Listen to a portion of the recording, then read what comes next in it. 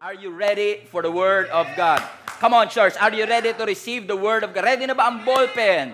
Ready na ba ang notebook at higit sa lahat ang puso na tumanggap sa salita ng ating Panginoon? Ako, Robin, excited ako sa salita ng Panginoon ngayong araw na ito. If you know me, usually nagbabasa muna ako ng verse bago yung title. But right now, we're gonna approach this message ng ibang klase. Okay? Are you ready for the Word, church? Are you ready, church? Okay. We are going to talk about on this subject from Lodebar to Jerusalem. From Lodebar to Jerusalem. Oh man, God is going to help a lot of people right now. Please be seated. From Lodebar to Jerusalem. Every aspect of our life will drown in the vastness of His grace. I say that again. Every aspect of our lives will drown in the vastness of His grace. No doubt, God's grace is amazing. I said it again. God's grace is amazing. Pag sinabi mong amazing, it is astonishing. Kapag sinabi mong amazing, may wonder. Bakit nga ba ang grace ng Lord is amazing? Because it's unmerited, God's grace is unearned, and God's grace is undeserved. Ang awa, ang habag, ang pag-ibig ng Diyos ay ibinigay niya sa mga taong hindi karapat-dapat katulad mo at katulad ko. Alam kong we are not that righteous to claim that we got it all together. We all need the grace of God. But if we want to experience the grace of God in our lives, there is nothing that you can do to earn it. Hindi mo pwedeng pagtrabahuhan na susweldo ka ng grace. No, my friend. Because God's grace is undeserved. God's grace is unearned. Ang grace ng Lord ang exact opposite of what we deserve. Kung ano ang deserve natin, which is hell and punishment, through the grace of God at the cross, we receive heaven and blessing. Lahat ng galit ng Diyos na supposedly para sa bawat isa sa atin, 2,000 years ago ay nabuhos sa katawan ng ating Panginoong Yesus hanggang si Jesus ay nag-cry out, "It is finished." Kaya nga sabi ng Romans chapter 5 verse 8, Christ Jesus demonstrated His love toward us that while we were yet sinners and hopeless, Jesus died for you. Siguro masyado na kayong manhid sa katotohanan, mga kapatid, kaya hindi na rin kayo nag-amen ngayon, pero salamat na lang may mga preacher pa rin na nagpipreach about the goodness of God because we have to be reminded over and over and over and over again na hindi mo deserve ang pag-ibig ng Diyos, pero dahil kay Kristo, ibinigay niya yan para sa bawat isa sa atin. Why? Because Jesus died for you. Jesus came for you. Nasabi ng John chapter 1 verse 14, the Word, capital W, the Word became flesh and dwelt among us. Si Kristo na Diyos, the Word Himself became flesh. Hindi tayo ang umabot sa langit, siya ang umabot sa atin. Hindi dahil sa perfection natin, kaya bumaba ang ating Panginoon. No, my friend, we don't have it all together, kaya si Jesus ay bumaba. He became flesh and dwelt among us, and now we behold His glory. The glory as of the only begotten Son. Watch this. Jesus is full of grace and truth. Put that in the chat. Grace and truth. Sabi mo sa katabi mo, grace and truth. Jesus, our Lord, the Messiah, the one who died for each one of us, is full of grace and truth. Now, I believe grace and truth has a balance. And that's why Jesus, amen, said Himself, He is full of grace and truth. Kasi yung grace na walang truth, meaningless. Pero yung truth na walang grace, mean. It should have a balance. We should realize, mga kapatid, that yes, God is gracious, that through His grace, He changed our destination. But we thank God as well for the truth of that grace. Na dahil sa grace ng ating Panginoon, yung grace at awa ng Panginoon, hindi niya lang binago ang destination mo, kundi kaya kang baguhin ng grace ng ating Panginoon. God's grace will indeed change not just your destination, but God's grace will change you. Amen. And we have to be reminded our identity in Christ. Kasi ang identity mo ngayon kay Kristo ay hindi na nakabase sa kaya mong gawin. Ulitin ko ulit. Your identity now in Christ because of Jesus Christ is not based on who you are or what you have done. God's grace, your identity now is based on who He is. Our Lord Jesus Christ. Minsan lang masyado tayong busy trying to do what God has called us to do. Nothing wrong.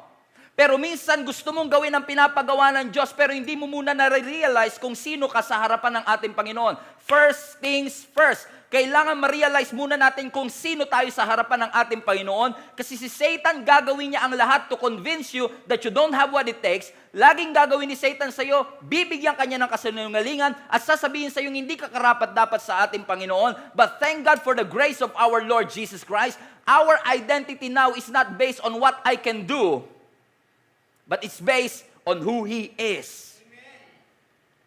We are trying to busy figuring out what to do. But the most important thing that we can do right now is to realize who we are. You are loved, redeemed, forgiven because of the grace of our God. Nakakapagtaka lang, ang dami-dami nating information, meron tayong mga Google, meron tayong mga search engine nowadays. And because of too much information, we're confused. Napansin niyo ba? Buti pa nga minsan yung walang Google, hindi ka nalilito kasi wala kang choices. Buti ka ba ngayon walang Google, walang option. Pero mga kapatid, ang identity mo hindi nakabase sa lumalabas sa Google, kundi lumalabas sa salita ng Panginoon. Kaya nga mas importante yung Bible time kaysa screen time kasi kailangan mas babad tayo sa salita ng Panginoon para nare-realize natin yung sinasabi ng Panginoon patungkol sa bawat isa sa atin. Kaya nga po, alam nyo, ibang-iba ang salamin sa Facebook. Kapag tumingin ka sa salamin, hindi magre-react sa salamin sa itsura mo. Hindi matatakot yung salamin sa itsura mo.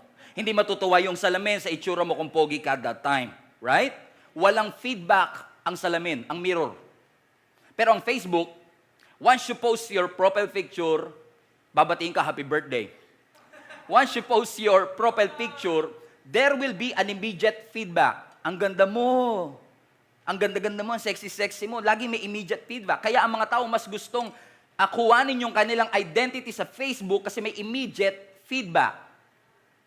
Na ginagamit natin yung Facebook na salamin. Yung feedback na hindi natin makuha sa salamin, hinahanap natin sa Facebook. Question, what mirror are you looking at? Saang salamin ka nakatingin to answer the question who you are? Kasi very important mga kapatid, na tama yung salaming tinitignan mo. Because a broken mirror will display a broken image. Napansin nyo ba yung salamin? Kahit gaano kakaganda, pagbasag, hindi ka gaganda dyan. Because a broken mirror will reflect a broken image. At kung mali, hallelujah, kung mali ang mirror na tinitignan, kung ang basis mo ng identity mo, yung mirror na tinitignan mo ay yung friends mo sa Facebook, yung sinasabi ng mga ibang tao patungkol sa iyo, you will be disappointed that the real mirror that we have to look at is the Word of God. What is the Word of God saying about our identity? We are loved. We are redeemed. We are hindi kapitbahay, hindi Facebook friends. Ang titignan natin with our image kasi kung broken yan, magiging broken din yung reflection ng image. What mirror are you looking at? No wonder marami ho sa atin, our identity is in jeopardy. Ang pagiging maganda natin ay nakabase sa nilalagay natin sa mukha natin. Ang pagiging pogi natin ay nakabase sa sinusuot natin sa ating katawan. Listen to me. You are beautiful not because of the things that you put on your face. You are beautiful not because on what you put on your body. You are beautiful because of who you are. Because of Jesus Christ who bled, died, and rose again from the dead for you and for me. You have to have that revelation that Jesus is your identity. That when you look at the Word of God, you are reminded, thank you, Jesus. Hindi ako karapat-dapat. Makasalanan ako, may pagkukulang ako, pero salamat dahil sa iyo na cover ang lahat ng aking imperfections. Hindi makeup, hindi damit, ang makakapag-cover up ng ating insecurity, kundi ang salita ng Panginoon. Yung assurance ng sinasabi ng ating Panginoon sa bawat isa sa atin. Because of our Lord Jesus Christ, listen to me, you don't have to hide behind that mask of insecurity. Because of Jesus Christ, you don't have to hide in that mask of negativity. You can come out. Pwede mong ilabas ang tunay na ikaw. You can come out right now and say, Lord, I know I don't have it all together. Alam kong hindi ako perpekto, alam kong marami akong pagkukulang, pero salamat dahil sa ginawa mo 2,000 years ago, hindi man ako perpekto, wala akong kakayanang maging perpekto, pero salamat, Jesus, ikaw ay perpekto. Hindi man ako tapat, pero salamat, ikaw ay tapat. Nanatili kang tapat sa bawat. You can come out now. Lagay niyo si chat, come out now. Sabi mo sa katabi mo, come out now. Matagal na tayo nagtago sa mask ng ating insecurity. Matagal na tayo nagtago sa mask ng ating negativity o negative thoughts. It's time to come out now. And speaking of hiding, speaking of pagtatago, I remember David. Kasi kung sino man sa mga Bible characters ang expert sa pagtatago, I believe one of those is David. Because David was hiding for more than 10 years. More than a decade ang ginawa ni David na pagtatago sapagkat yung hari at that time na si King Saul ay gusto siyang patayin. Anong reason? Jealousy. Nagsiselos si King Saul kay David at that time. Kaya nga si David na wala namang ginagawang masama. Kasi minsan kahit wala kang ginagawang masama, you know what I mean? Amen? Amen? Kahit wala kang ginagawang masama, minsan, people will still, find a way to kill your dream and all of that. So si David, mga kapatid, was trying to hide kay King Saul because King Saul was trying to kill him. Well, you have to understand na at this point in time sa pagtatago ni David, siya na dapat ang hari. 15 years ago, he was anointed to be the king of Israel. Meaning, wala siya sa trono, pero nasa kanyang anointing. Hindi mo kasi kailangang magkaroon ng trono para magkaroon ng authority. All you need is an anointing. But hey, the reality is that he was anointed, pero wala siya sa palasyo. And he found himself na naging fugitive. Takbo ng takbo, running for his life, dahil si King Saul ay gusto siyang patayin.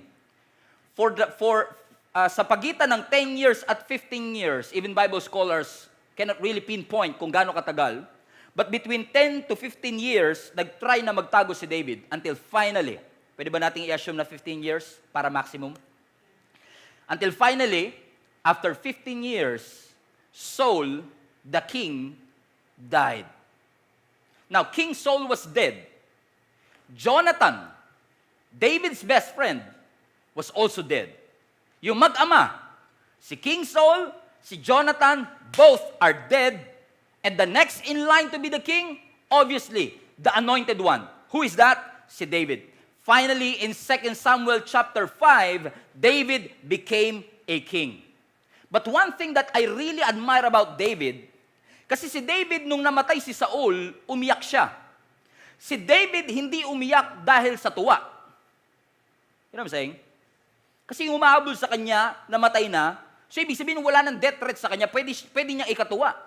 But David lamented, David wept not because of happiness, but because of complete sadness.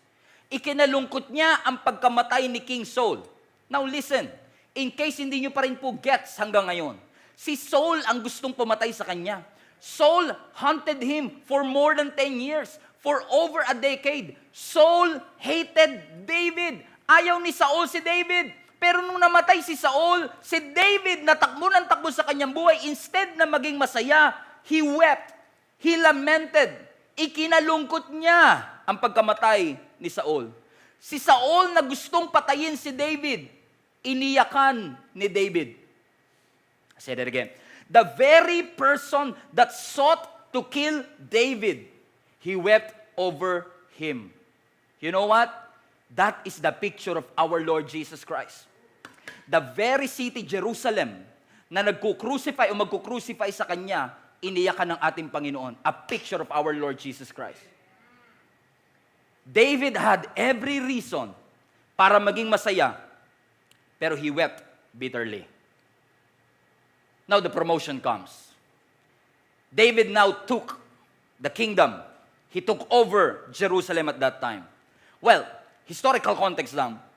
Alam niyo at that time, kapag may hari na nakaupo, at yung nakaupong hari ay namatay at papalitan.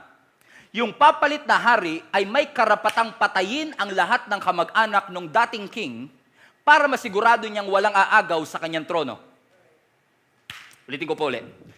On that era, kapag ikaw ay haring bago, yung hari na pinalitan mo, lahat ng kamag-anak niya pwede mong patayin just to make sure na walang aagaw sa trono mo. So si King Saul namatay na, si David ang bagong hari, si David meron siyang karapatan na patayin ang lahat ng kamag-anak ni Saul. In fact, alam na alam ng buong nation ito, kaya't nung nalaman nilang namatay si Saul, lahat ng kamag-anak ni Saul ay nagtago at nagpanik. Tatay, asawa niya, anak niya, apo niya, lahat sila ay nagtago dahil sa takot na baka patayin sila ni David. It was a day of panic. Lahat ng kamag-anak, lahat ng asawa, lahat ng anak, lahat ng apo, nagtago kay David. Akala nila gagawin ni David ang pagpatay sa kanila. Lahat ng kamag-anak nagtago, asawa nagtago, anak nagtago, pero may isang apo na at that time walang kakayanan magtago kasi 5 years old pa lang. Now, let me introduce to you, the last time I preached about him was 9 years ago. Let me introduce to you Mephibosheth. Mephibosheth. Si Mephibosheth, mga kapatid, ay anak ni Jonathan at si Jonathan ay anak ni Saul. So, ibig sabihin si Mephibosheth ay apo ni Saul.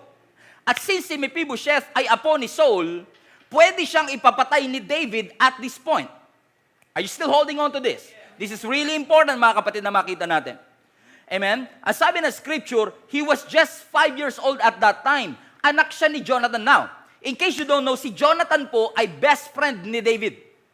In fact, si Jonathan ang isa sa mga dahilan kung bakit hindi namatay si David kasi every time na susugurin siya ng kanyang ama, tinitimbre ni Jonathan na best friend niya kay David kung saan at anong atake ang gagawin. Kaya merong heads up si David eh. Kasi yung best friend niya nasa loob ng palasyo, meron siyang insider. Meron siyang paunang information.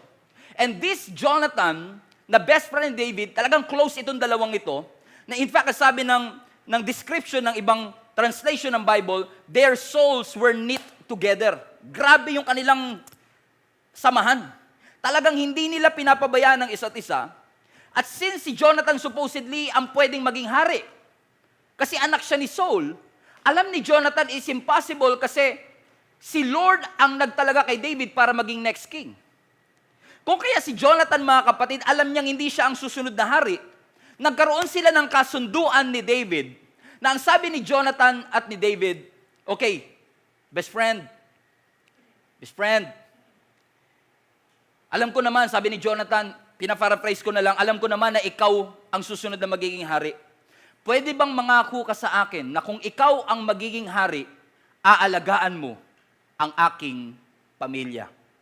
So in other words, meron silang kasunduan that David will show kindness to the family of Jonathan.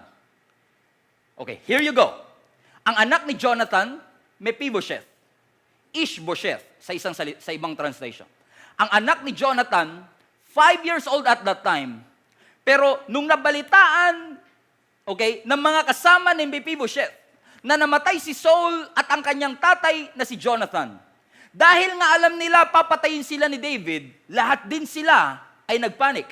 Ang sabi ng 2 Samuel chapter 4 verse 4, Saul's son, Jonathan, had a son, Mephibosheth, who was, come on somebody, who was crippled as a child. He was 5 years old when the report came from Jezreel that Saul and Jonathan had been killed in the battle. Watch this. When the child's nurse heard about the news na namatay yung tatay niya at si Saul, she picked Mephibosheth up and fled. Tumakbo sila. She hurried away at dahil sa pagmamadali, she dropped Mephibosheth. Dahil sa pagmamadali, nalaglag si Mephibosheth sa kamay ng nurse. At dahil sa pagkalaglag, nalumpo si Mephibosheth. Pastor, sino ba itong Mephibosheth na to? Bakit natin pinag-aaralan? Well, I believe that God did something to Mephibosheth that God can do to you. That's why it's really important for us to know Mephibosheth. So, 5 years old si Mephibosheth, nagpanik ang lahat ng kamag-anak, merong tagapag-alaga si Mephibosheth, at nung nabalitaan nilang namatay si King Saul, sa pagmamadali nung nurse, nalaglag niya habang tumatakbo, si Mephibosheth, di ko alam kung gaano kataas, pero yung injury na yon ay naging permanent forever. In other words, mga kapatid, siguro dahil sa kakulangan ng medical help, hindi na nakarecover si Mephibosheth sa pagkalaglag. Pero hindi ito nalaman ni David. Hindi nalaman ni David na meron pa palang kamag-anak si Jonathan na buhay. Fast forward after another 10 years. Are you still with me? Fast forward, after another 10 years, David's reign was relatively peaceful. Lahat ng tao masaya sa leadership ni David. Si David at that time was undisputed. Walang kingdom na tumatalo sa kanyang leadership. In fact, ang kanyang kingdom has expanded tenfold dahil pinagpala siya ng ating Panginoon. Ang mga bansa nire-respeto ang kanyang leadership. He was healthy. He was happy. And then out of nowhere, this is after 10 years. After 10 years, out of nowhere, bigla na lang nagsalita si David. Ang sabi ni David sa 2 Samuel chapter 9 verse 1. Watch this. One day, David asked, "Is anyone in Saul's family still alive? Anyone whom I can show not violence, but kindness," watch this, "for Jonathan's sake." Out of nowhere. His kingdom was expanded tenfold. He was undisputed. Wala na siyang hihilingin pa. He was happy. He was healthy. But all of a sudden, naalala niya si Jonathan na best friend niya. Sabi niya, teka lang, wala na nga ba talagang natirang kamag-anak si Jonathan? Kasi may pangako ko sa kanya eh. Ang pangako ko kay best friend, kung sino man ang kanyang kamag-anak, aalagaan ko. Pero wala akong nabalita ang kamag-anak niya na ilalagaan ko. Kaya siguro after 10 years, bumalik sa kanya yung pangako na yon. At sabi niya, meron ba kayong kilala na kamag-anak ni Jonathan na hanggang ngayon ay buhay pa? Napansin niyo ito mga kapatid? Let's go back to verse 1 again. Is anyone in Saul's family still alive? Watch this. Anyone. Say anyone. I love this. Anyone. Sinabi niya, kahit sino na pwede kong... So ibig sabihin, basta ka mag-anak ka, kahit sino ka pa, gusto kitang pagpakitaan ng kabutihan. So napansin nyo ba, hindi sinabi ni David, meron bang deserving dyan? Hindi sinabi ni David, meron bang qualified dyan?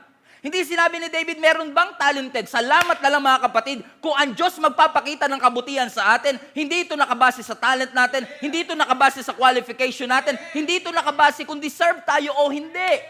Ang sabi ni David, anyone is qualified. I remember John 3:16, that God so loved the world that He gave His only begotten Son, so that anyone, whoever is qualified. The only question is there anyone? Kasi alam niyo mga kapatid, pagdating sa grace ng Panginoon, lahat pantay-pantay. God's grace put all of us in equal footing. Walang mataas, walang mababa, walang luma, walang bago. Pagdating sa grasya ng Panginoon, lahat tayo ay qualified. Anyone, whoever needs help, you can come.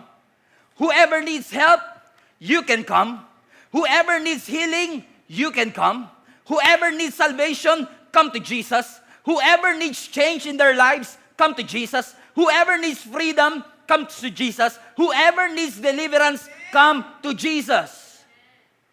And I can imagine na siguro si Mephibosheth,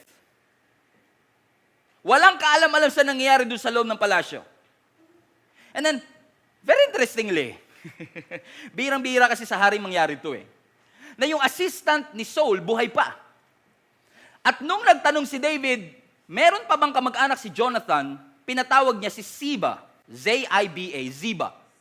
Itong si Ziba ay assistant secretary ni King Saul. At siguro si Ziba, alam niya yung totoong nangyari, Tinanong ni David si Ziba, meron pa bang kamag-anak si Jonathan na buhay? Now, kung ikaw si Ziba, hindi maziba. Kung ikaw si Ziba, pwede mo itago. Ano kayang plano nito ni King David? After 10 years talaga, ngayon niya lang ipapapatay? Na-threaten ba siya sa kanyang trono? Pero hindi. Ang sabi ni David, kung meron man, gusto kong pagpakitaan ng kabaitan. And then all of a sudden, ang sabi ni Sheba, actually, sir, meron. Meron pong anak si Jonathan. Ang pangalan niya, Mephibosheth. Kaso, ang sabi ng scripture, lumpo nga lang itong si Mephibosheth. Salamat sa Lord kasi sabi niya, whoever. Si Mephibosheth, buhay pa. At si Mephibosheth nasaan? Lodebar. So in other words, Mephibosheth was supposed to be in the palace. But Mephibosheth is settling for Lodebar. And then I can imagine si David, he was so inspired. He really wanted to bless kung sino man ang kamag-anak ni Jonathan. Na ang sabi ni David, okay, ipatawag mo siya. Dalhin mo dito si Mephibosheth. Now, ilagay niyo yung sarili niyo kay Mephibosheth. Biglang may kakatok sa pintuan ng bahay ninyo. Nandun ka nga sa wilderness, sa Lodebar para magtago eh. Kasi alam mo, anytime pwede kang pagbalingan ng hari at ipapatay. And then all of a sudden, biglang may kumakatok sa pintuan ng bahay mo, Mephibosheth! Mephibosheth! Bakit? Pinapatawag ka ng hari. Oh no! Oh no! Oh no, no, no, no, no. Alam ko, ipapapatay ako nito. Can you imagine the feeling that Mephibosheth had? Na alam niya, pinapatawag siya ng hari at pwede siya ipapatay. I can imagine nung sumasakay siya sa kanyang Mercedes at that time, Kalesa at that time, yung kanyang Mercedes and BMW, meron silang mga PSG on the side. Habang nagbabiyahe siguro si Mephibosheth mula Lodebar papunta Jerusalem. That's our title, by the way. Lodebar, Jerusalem. Habang nagta-travel si Mephibosheth from Lodebar to Jerusalem, I can imagine what comes into his mind. This is the end of me. 10 taon ako nagtago, dito rin pala magtatapos. Makikita rin pala ako, nagtago pa naman ako. This is interesting. Are you still with me? I can see that. I can see that you're still with me. Ang sabi ng scripture, pagdating ni Mephibosheth sa harapan ni David, I don't know kung ano nakita ni David, pero ang unang katagang sinabi ni David, don't be afraid. Tingin nyo bakit? Kasi alam ni David, takot na takot si Mephibosheth. Tingnan nyo to, 2 Samuel chapter 9. Ang sabi ni David, don't be afraid. I intend to show kindness to you because of my promise to your father Jonathan. I will give you all the property that once belonged to your grandfather Saul, and you will eat here with me, hallelujah, in the king's table. Hindi tinignan ni David kung ano ang sitwasyon ni Mephibosheth. Ang sabi lang ni David, don't be afraid. Is it interesting to you mga kapatid, na si Jesus, ang pinaka-popular command in the scripture is don't be afraid? And that David, which his name in the Hebrew is beloved, hindi aksidente, kasi Jesus is the beloved Son of God, na ang unang katagang lumabas kay David, don't be afraid. Why? Because I want to show kindness to you. Now, in the Hebrew, ang salitang kindness is in the Hebrew chesed. C-H-E-S-E-D. Somebody write that in the chat. Chesed. C-H-E-S-E-D. Anong ibig sabihin ng chesed? Sa Hebrew kasi Anong ibig sabihin ng chesed? Ang ibig sabihin ng chesed is grace, loving kindness, mercy. In fact, Bible scholars cannot translate this. Ang best translation there is loving kindness. Ang sabi ni David, huwag kang matakot because I want to show you chesed. Anuman ang sitwasyon mo, anuman ang kalagayan mo, huwag kang matakot. Alam mong iniisip mo na narito ako para parusahan ka, but I'm not here to punish you. I am here to show you kesed. Huwag kang matakot. I want to show you kindness, mercy, grace, and loving kindness. I don't know mga kapatid, siguro hindi nyo pa nare-realize, pero ako si Mephibosheth, ikaw si Mephibosheth, lahat tayo kailangan natin ng tulong, pero salamat, yung Diyos na alam nating posible dapat magparusa sa atin, nung tayo ay lumapit sa Kanya. He showed kesed. He showed grace. He showed mercy. He showed loving kindness to each one of us because all of us needs help. Sabi mo sa katabi mo, I need help. We need help. We are Mephibosheth. We need help. That's why God demonstrated His own love toward us that while we were yet sinners, Christ died for us because in reality, we need help. When I was reading this, I almost cry. And when I was reading this, I remember a parable of the Good Samaritan, which, for the sake of time, hindi na natin babasahin. We all know the story. Most of us know the story. Na mayroong isang lalaki na binugbog, hinold up, pinagsamantalahan, at iniwang half-dead, Luke chapter 10. Iniwang half-dead, halos patay na sa gitna ng kalsada. Ang sabi ng scripture, may dumaan na priest, hindi pinansin. May dumaan na Levites, hindi pinansin. At kung sino pa yung Samaritano, yun ang tumulong sa kanya. Alam nyo mga kapatid, laging kapag pinag-aaralan natin ang Luke chapter 10, ang laging pag-aaral natin, sino ka sa tatlo? Ikaw ba yung priest? Ikaw ba yung Levite? Ikaw ba yung Samaritans? Which is not wrong. But you know what? When I was reading Luke chapter 10 this week, I realized, ako yung half-dead. Ako yung nangangailangan ng tulong. Ako yung nasaktan. Ako yung pinagsamantalahan. Ako yung inabuso. And we're not yet dead, but we're half dead. And in the moment na kailangan mo ng tulong, watch this, sa gustong-gusto mong, sa pagkakataon na kailangan mo ng tulong, yung mga taong dapat tumulong sa iyo is just passing by. Yung pastor, they just pass by. Dumaan yung volunteer, they just pass by. They saw you, but they avoided you. Your need for help is obvious. Minsan nga, halata ng kailangan ng tulong na isang tao, sinisisi pa natin sa kanya kung ba't siya nagkaganyan. Kasalanan mo yan. Mali ka kasi ng sinamahang barkada. Pinagsabihan na kasi kita noon, di ka nakinig. I told you, the issue is obvious. We need help. The issue is obvious, but no one wants to lend a hand. No one wants to help. Addiction is obvious. Problems in the relationship is obvious. Nagkasalubong na kayo. You saw that malungkot siya. Nahalata mong depressed siya. But you avoided to help. And when I realized, what if ako, si Mephibosheth, what if ako, yung lalaki na yun, na pinagsamantalahan at nangangailangan ng tulong, that sometimes our body language will say, I'm addict.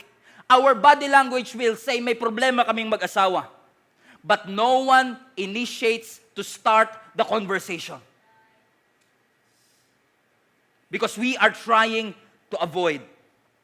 People are dying right before our eyes. And we don't do anything. These people, me, I'm looking for help. We are looking for help. We've been attacked, abused. Lahat tayo nasaktan, wounded, beaten. And most of the time, wounded ka but you cannot speak up. Beaten but you cannot speak up. Kung pwede ko lang sabihin sana, kung pwede ko lang sana ilabas. And I'm not saying na ang church ay rude. I'm not saying na ang church ay insensitive. Hindi ko sinasabing yung lahat ng pastor ay ganito at lahat ng volunteers No. It's just that sometimes, kaya hindi natin kayang tulungan ng iba. Kasi nag-e-expect tayong may iba namang tutulong sa kanila. Napansin ko malungkot si sister, pero siguro kakausapin naman niya ni pastor. Parang depressed tong si Andrew ngayon. Pero malamang naman may link up group leader naman yan. Kakausapin naman yan. Para napapansin ko, ito si Will, lagi siyang nakayuko, lagi naka-frown. Alam ko may problema tong taong ito eh. Pero siguro naman may pamilya yan. Meron naman yung mga taong na pagsasabihan niya. The problem is obvious, but we don't want to help. Hindi dahil insensitive tayo, kasi ini-expect natin, tutulungan naman siya ng iba. Trabaho ng pastor yan. Trabaho na ng link up group. Hayaan nyo na yung mga parents niya. Huwag na tayong makialam. Let me just tell you this, mga kapatid. If God is placing somebody in your path, please help them. Don't wait for me to help them. Don't wait for the church to help them. If you can help, help. Command the leader inside of you. May leadership sa iyo eh. Utusan mo. Show up. Speak up. Step up. Put that in the chat. Show up. Speak up. Step up. Command the leader inside of you. Step up. Alam ko, abala sa tingin mo, but step up. Speak up. Show up. Because you don't want to miss this opportunity to help somebody.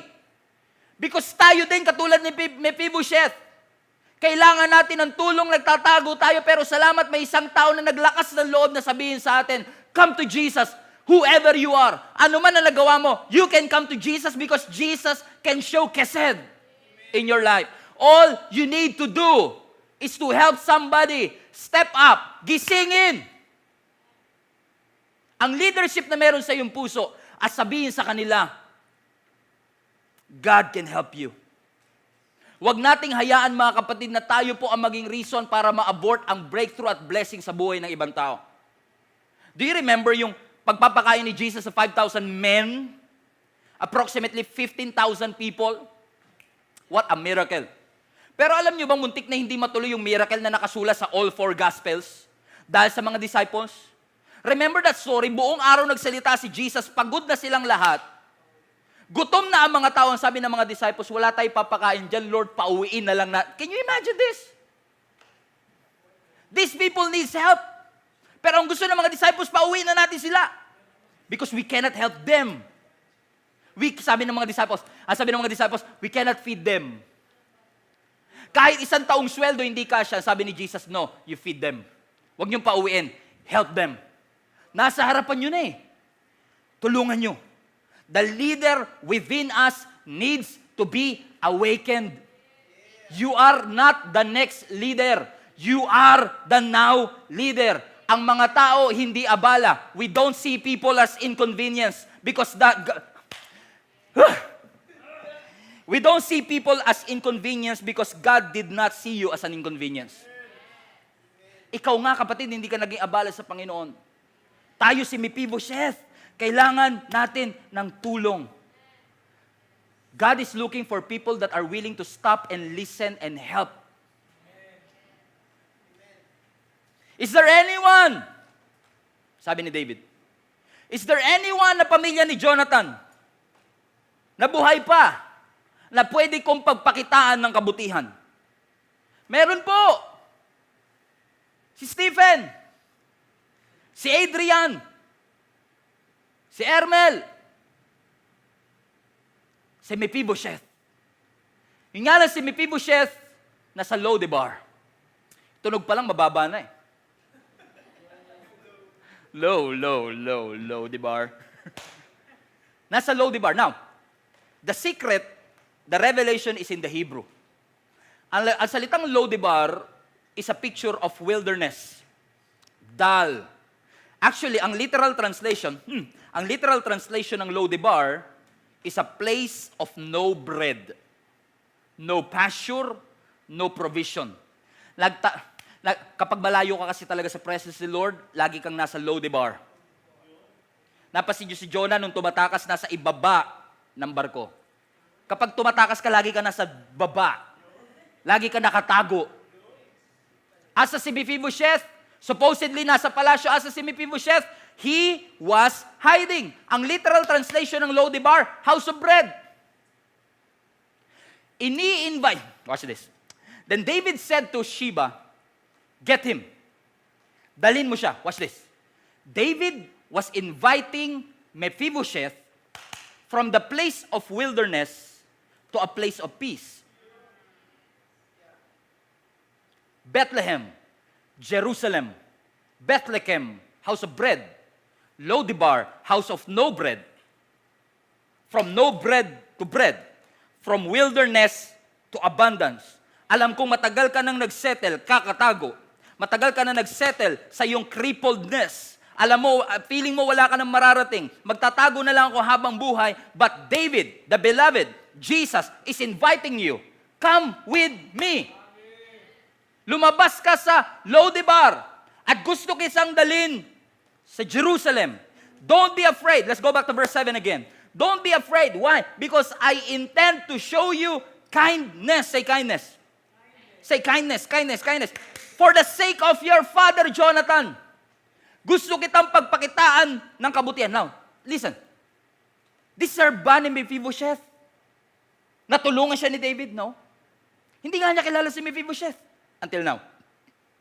Si Mephibosheth unknown. Si Mephibosheth undeserved. Si Mephibosheth forgotten. Si Mephibosheth outcast. Sounds like me. And sounds like you. Hindi din nila si Mephibosheth, hindi gustong i-invite ni Lord o ni David si Mephibosheth papuntang Jerusalem dahil mapapakinabangan si Mephibosheth sa military. No, crippled nga eh. Pilay nga eh. Mephibosheth has nothing to contribute as far as physical condition is concerned. Wala siyang pwede itulong eh.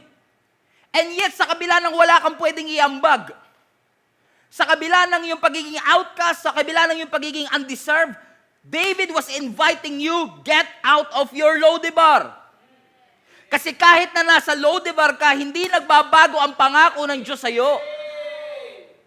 The circumstances of your life cannot alter the plans of God in your life. Hindi porke naghihirap ka ngayon, hindi porke nilalamon ka ng hiya mo, hindi porke nilalamon ka ng kalungkutan mo, ay nagbago na po ang plano ng Panginoon sa iyo. Gusto kang imbitahin muli ng Panginoon, get out of your Lodebars and go to Jerusalem. Supposedly, si Mephibosheth ang susunod na hari, prince dapat siya. Nawala yung corona sa kanya. Nawala yung pagiging prince sa kanya. Pero mga kapatid, let me just tell you this. Mawala man ang posisyon ikaw, mawala ka man ng title, pero yung value mo ay hindi nawawala. God acknowledges your worth and your value. Kaya nga minsan tayo, mga kapatid, ingat-ingat din tayo kung saan natin nilalagay ang value natin at significance natin. Sa dami ba ng likes natin sa post natin? Kaya napansin mo, pansin ko pag nagpapakita ako ng laman, ang daming likes. Mag-post nga uli ako ng mas kita yung laman. Because dinidepende mo, yung worth mo, yung value mo, sa attention ng ibang tao. Kaya kapag wala nang nag-likes, kapag wala nang tumitingin, kapag wala nang nakaka-appreciate, you feel incomplete. Dati, lakas-lakas ko. Dati, importante ako dati, alam niyo ba yun? Dati, influential ako. Kasi nung tinanggal yung influence, nawala na rin yung worth niya at value niya. Dati, ang lakas ko eh. Nung tinanggal yung sa posisyon, kasi your value is not dependent on your position, title, or power. Why? Because your identity is only dependent on who you are. Ano man ang suot mo, ano man ang kondisyon mo, nasaan ka man, tinatawag ka ng Panginoon. Get out of your Lodebars. Hindi trabaho mo ang magdidikta ng value mo. Your worth is not based on your net worth. Your value is not based on your valuables. Hindi trabaho ang magdidikta kung ano value mo. Hindi estado sa buhay ang magdidikta kung ano ang value mo. Hindi edukasyon ang magdidikta sa atin kung valuable ba tayo o hindi. Hindi dami ng pera natin sa bank account ang magdidikta kung ano ang value at worth natin. Hindi taas ng posisyon ang magdidikta sa atin kung ano magiging value natin. Even Jesus was labeled. Carpenter's son lang yan. Anak lang yan ng karpintero. Pero, porke ba ni-label siyang anak ng karpintero, na bago ba ang kanyang value at significance? No, because great leadership doesn't have to be labeled. Authentic leadership doesn't have to be labeled. Ang tunay na leadership, hindi mo na kailangan bigyan ng posisyon para mag-lead. Because that's who he is. Pag tinanong mo ang isang tao kamusta ka? Who are you? I'm an engineer. I'm an architect. I'm a millionaire. I'm a billionaire. No. Sino ka? Engineer ako. No. That's what you do. But that's not who you are. Anong identity mo? You are the son of God. You are a leader. You are the son of God. Whatever, kung ano man ang i-label nila sa'yo, doesn't matter. I say that again. It doesn't really matter. So David wanted Mephibosheth to get out of Lodebar. And I believe this is a picture of who we are. God is inviting you. God is inviting you to get out of your Lodebars and go to a land of abundance. God is inviting you to come with Him. Join Him. Join Jesus. God is inviting you. The question is, will you respond? Will you respond to the call of God? Ayoko, Pastor. Nasanay na kasi ako dito. Ganito na kasi buhay ko. Do not be so loyal on your dysfunction. Do not be so loyal on your weaknesses. Do not be so loyal in your limitations. Ganito talaga ako, tanggapin nyo na ako. No! Don't be so loyal about your dysfunction. God can change your life. Awaken the leadership within you. There is leadership within us all. Get out of your Lodebars. Get out of your wilderness. Get out of that dry season. Get out of that bad habits. Get out of that cycle. Get out of that curses. God wants to transition you. Get out of your Lodebars. Whatever has held you captive for years, get out of that. Whatever has held your heart captive for years, get out of that. Whatever has held captive of your mind, get out of that. Get out of your Lodebars. Hindi na ako magiging insecure pa for another day. I'm going to get out. I'm not going to be depressed for another day. I'm going to get out. I'm not going to be afraid anymore. I'm going to get out. I'm not going to be doubtful anymore. I am coming out. Where are you going? I'm going to Jerusalem. Lodebar may be your location, but that's not your destination. Get out of that. Go to Jerusalem. God is inviting you. Come with me. John chapter 5, another lumpo. Remember that story sa Bethesda? Sabi ni Jesus, get up, pick up your mat, and go. Don't settle for your Lodebars. Magaling ka na. Get out of that. Acts chapter 3, another crippled man. Remember Peter and John, papuntang temple, may crippled? Sabi nila, in the name of Jesus of Nazareth, I don't have silver or gold, but in the name of Jesus of Nazareth, rise up and stay. No, walk. Get out of that. Remember the woman na may infirmity for 18 years, hindi siya makatayo? Lagi siya nakabend over, affected yung kanyang perspective, laging baba lang yung nakikita niya, Lodebar. But when Jesus saw him, sabi ni Jesus sa kanya, woman, you are loosed. And just like that, 18 years of infirmity, all gone. Because Jesus was there, just like that. When you encounter Jesus, just like that. Your infirmity is not your identity. Get out of that. Pastor, di ko alam kung makakalabas pa ako. Imposible na yata talaga to. Whatever impossibility looks like to you, God is boundless. God is limitless. Your God is not finite. Ang Diyos mo matindi. Ang Diyos mo hindi limited. So kung nakakakita ka man ng limitation, infirmities, Mephibosheth crippled, nakikita mo man ang sitwasyon at mga reason kung paano hindi ka makakatawid from Lodebar to Jerusalem, always command your limitation that you are serving a limitless God. Nothing shall be impossible to our God. Nothing shall be. Kaya ang sabi ni Mephibosheth, wow, who am I? I'm just a girl. Who am I? That you should notice me. King David. I'm just a dead dog.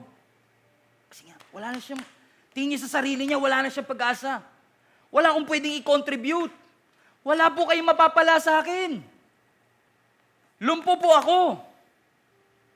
Sa tingin ng iba, wala akong silbi. Because you can overlook by man, but God cannot overlook you. Wala po kayong mapapala sa akin. Ano sabi ni David, last part, 2 Samuel 9:7, please. Last part, look at this. 2 Samuel chapter 9, verse 7. Don't be afraid. I want to show you kindness because of my promise to your father Jonathan. Watch this. I will give you all the property that once belonged to your grandfather's soul. Watch it. And you will eat here with me, where? At the king's, don't miss this, table. Alam ko sanay ka sa Lo-debar, but I want to join you. I want to invite you rather. Eat with me. Where? In the king's table. What a sight. Just think about it. You don't think kasi. Isipin nyo, kasama ni Mephibosheth, kakain si Solomon. David, Solomon. Absalom.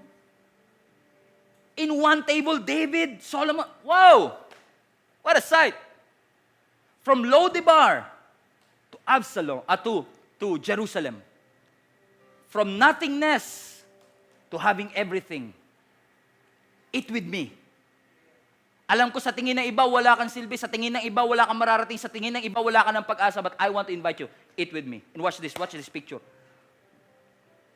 When you are eating at the table, you know, that table is significant. You know why? Side view. Because when you're eating at the table, your lameness is covered. Kapag kasi nakaupo ka sa table, your lameness, yung pagkalumpo mo, is covered. Hindi makita. And that's exactly what God is trying to say to you right now. When you eat at the table with Jesus, with our God, your shame is covered. Your guilt is covered. Anumang limitations that you have, it's useless. God doesn't see it. What God sees is who you are in Christ. Huwag mo ikahiya ang paglapit sa Panginoon. Huwag mo ikahiya ang lumapit at sumamba sa ating Panginoon. God is inviting you to sit at His table. He invited you to sit at King's table because at King's table, all your shame is covered. All your sins are covered. All your iniquities are covered. Lahat ng pagkukulang is covered. Thank you, Jesus, for the blood of the Lamb, Jesus Christ. Because through you, I'm not coming to God based on what I accomplished, based on my merit, but I came to you, God, because of who I am in you. By the way, alam niyo ba ang ibig sabihin ng Mephibosheth? It is a picture of shame. Come to Jesus. All your shame, all your guilt, covered at the King's table. Alam ko marami sa atin, we feel guilty, we feel ashamed, we feel undeserved when we come to God. Lord, deserve ba ako magsimba? Deserve ko ba lumapit sa iyo? Deserve ko ba? Lord, I don't think I deserve this. Yeah, you're right. We don't deserve it. But God gave it anyway. Even your worst sin cannot stop God from loving you. Worst. God loves you and me. And God is inviting you. Come. I'm knocking at the door of your hearts. Kung bubuksan mo ang pintuan, kasama mo akong kakain. We'll celebrate together. We'll feast together. God is inviting you, church. Ano mang kondisyon mo, ano man nagawa mo, ano mang kakulangan. And sometimes, when people look at us, they see perfection. I mean, napaka-perfect naman tong taong ito. parang hindi siya nagkakamali, parang hindi siya nagkakasala, but God sees who you really are. And yet, sa kabila ng alam ng Diyos ang lahat na kung sino ka, minahal ka niya, inibig ka niya. Pagbigyan mo ang Panginoon, lumapit ka sa Kanya. Sabihin mo, Lord, I am nothing without you. My works are nothing without you. Kahit gaano ako ka-talented, ka-accomplished, ka-educated, ka-experience, walang-wala po ang lahat ng ito. Kasi alam ko, ikaw lang po ang nagpaging karapat-dapat sa akin. Come to Jesus and allow Jesus to heal your wounds. Allow Jesus to heal your sickness. Allow Jesus to heal that guilt and that shame. Why am I emphasizing shame? Because there's a difference between guilt and shame. Ang guilt, you feel bad about what you do. Ang shame, you feel bad about who you are. But God both redeem you from guilt and shame. He took care of what you did and who you are. And now your identity is not based on what you can do or can't do. Your identity is based on who He is. Father, we thank you for your love. We thank you for your grace.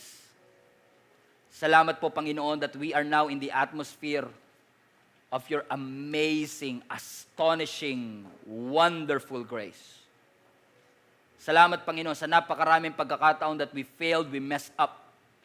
We don't have it all together. But we thank you, God, for your goodness. We thank you, God, for your faithfulness. I know, Lord God, you are talking right deep into our hearts right now. Lord, kausapin mo po at hipuin niyo po yung parte ng puso namin na hindi kayang abutin ng tao kundi ikaw lamang ang makakaabot. Lord, ang aking panalangin, patuloy na maalala po namin na hindi po patungkol sa kaya namin patunayan, kundi sa bagay na ginawa mo po sa amin 2,000 years ago at the cross. Thank you that your grace enable us to serve you more, to love you more, because your grace, your love, your kesed, your loving kindness is better than life. Your loving kindness is better than life. Thank you, Lord. Lord, you are good, and your mercy endureth forever. And I would like to take this opportunity. Kung hindi mo pa tinatanggap ang ating Panginoon bilang yung sariling Diyos at tagapagligtas, and you want to experience God's grace and God's enabling grace to change us from glory to glory, from faith to faith, I want to invite you to invite Jesus into your hearts and say, Lord, I would like to accept this invitation. Come into my heart. I want to make you my Lord and Savior. Kung ikaw, kapatid, wala ka pang matatawag na relationship kay Lord. You've been in a religion, but you don't have a relationship with God. I want to invite you. Tanggapin mo si Jesus sa iyong puso. Tanggapin mo siya at hayaan mo na ang Diyos ang magbago ng iyong buhay. Born-again Christianity is never about a religion.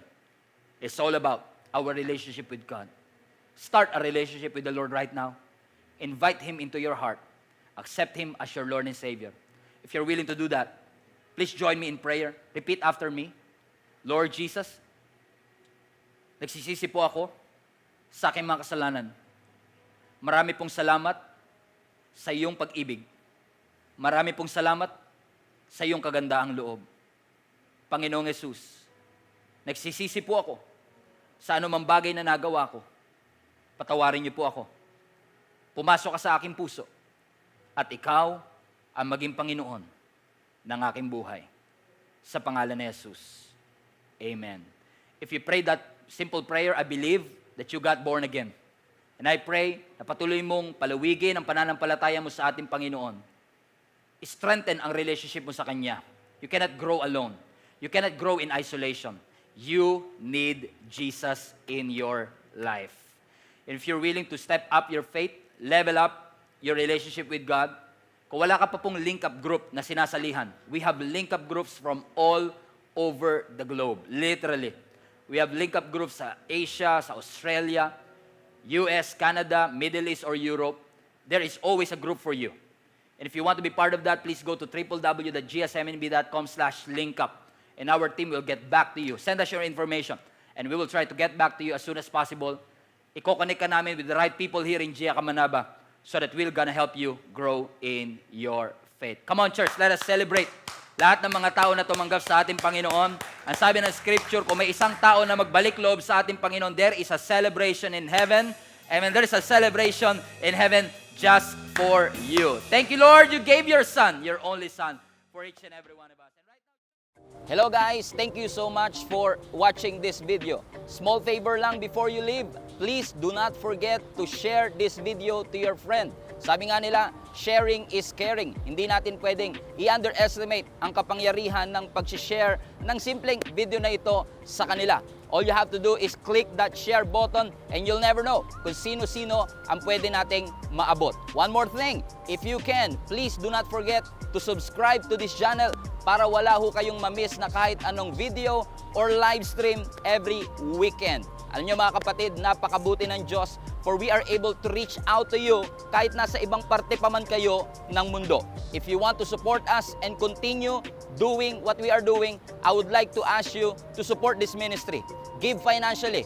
Help us na magawa po namin ang aming misyon na punuin ang langit. All you have to do is click that link, www.giacmnb.com/give. At alam niyo mga kapatid, ang inyong support will greatly help us para magawa po namin ang pinapagawa ng Panginoon sa amin. Once again, thank you so much for watching this video. See us again sa susunod pang video.